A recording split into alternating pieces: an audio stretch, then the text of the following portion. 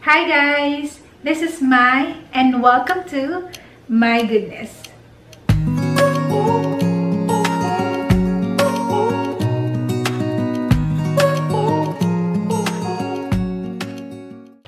Hi guys! So today, gagawa tayo ng very easy pastillas. Ito guys, yung pastillas na walang ibang flavor. So ito yung basic. So kailangan lang natin ng condensed milk.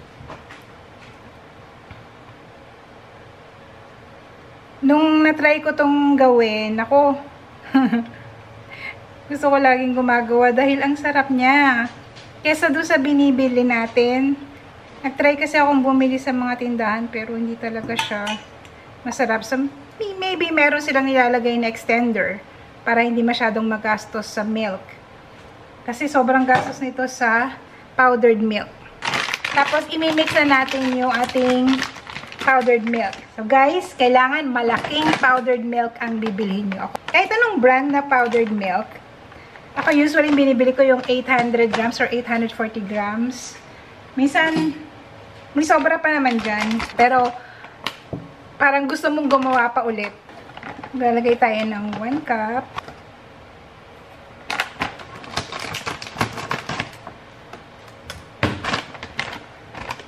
Kaya masarap yung pastillas natin dahil purong gatas ang gagamitin natin.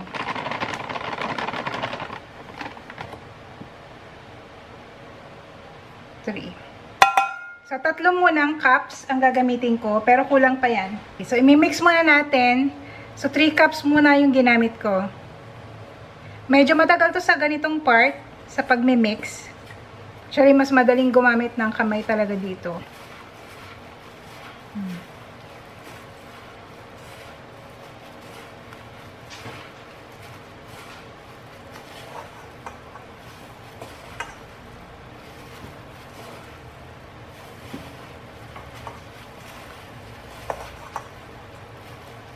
Magdadagdag ako ng powdered milk.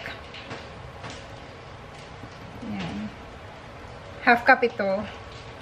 Ininid lang natin yung milk na yan. Kasi ayaw natin ng pastillas na mabasa.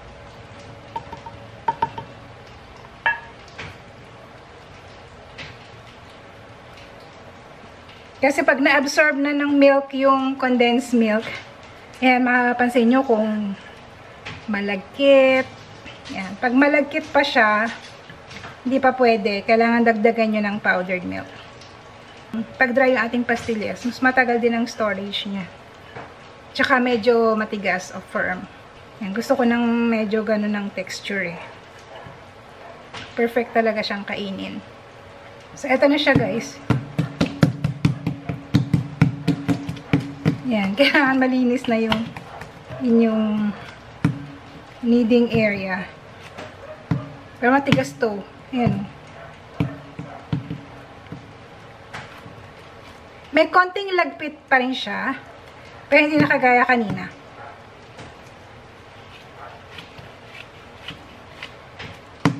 So, kuha lang ako ng konti. Set aside. Para mas madaling i-roll.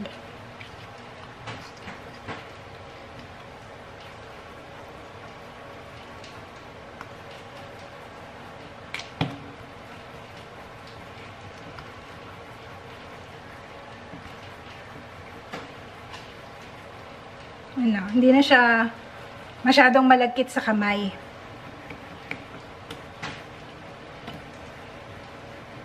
Ayan. So, okay na to. And then, kuha lang kayo ng sugar. Mga 1/4 cup lang siguro magagamit nyo rito. Hindi siya malakas sa sugar. And then, chop nyo lang.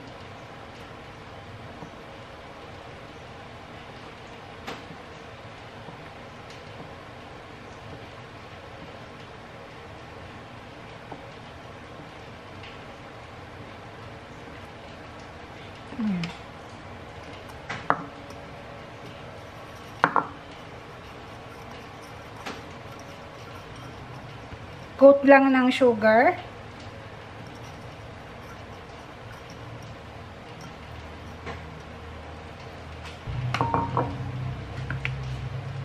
Yan. Make sure lang na na-coat siya. Tak-tak nyo, wag masyado. Kasi ayoko ng matamis. Yan.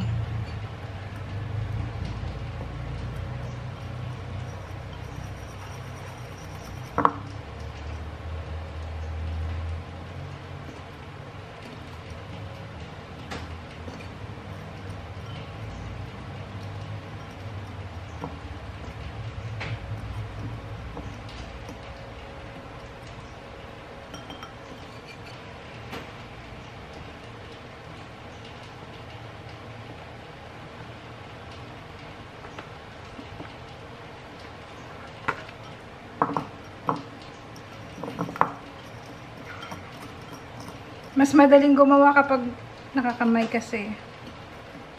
Madikit kasi ito sa gloves.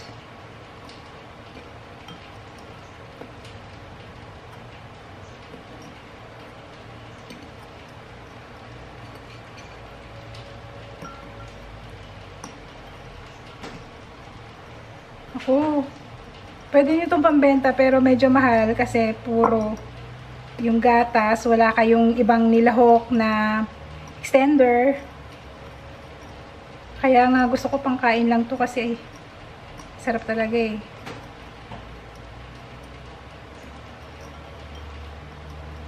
Mag-costing kayo guys para alam nyo kung paano yung ibibenta. 3/4 cup ng condensed milk. Napakadami na magagawa nyo.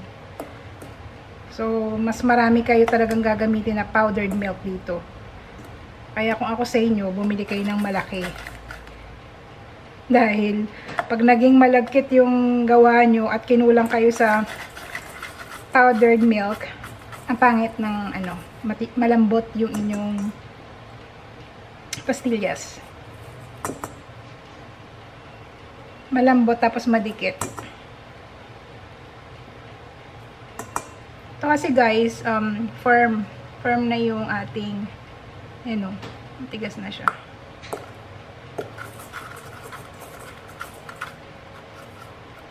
At yun yung hinahanap natin na consistency.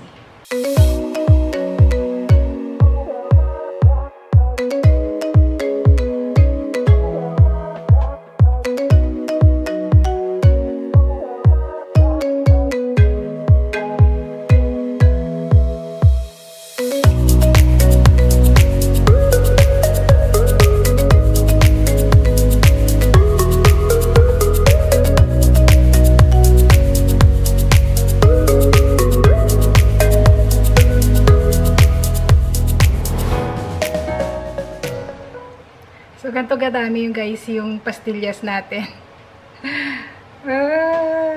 Yes. Tagal naman namin maubos yan. Pagkat sa amin kumain, kumukuha kami pa isa-isa. I-air out nyo muna. Ibig sabihin, hayaan nyo muna siya na mahanginan. Para medyo matuyo. Kung may mga dikit-dikit. And, saka nyo ilagay sa mga bote or mga sealed container.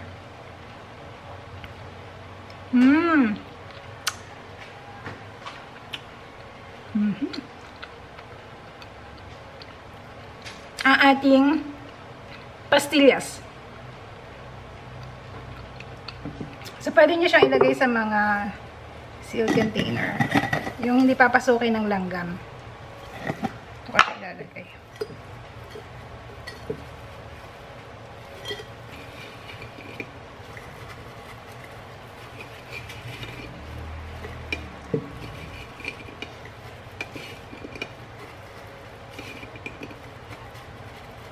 Ayan.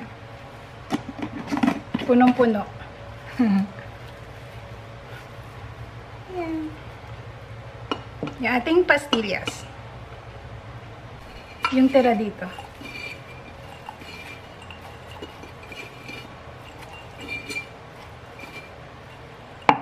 So, instead of chocolate, ito yung mas gusto kong kinakain.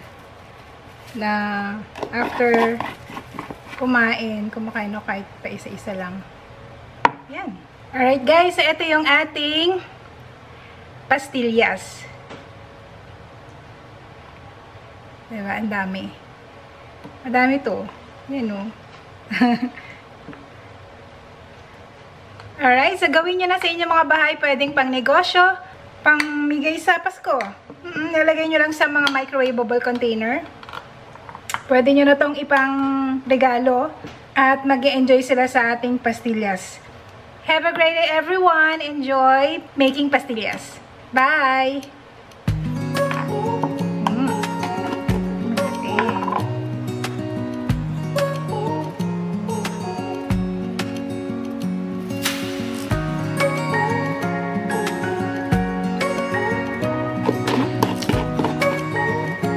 Sarap.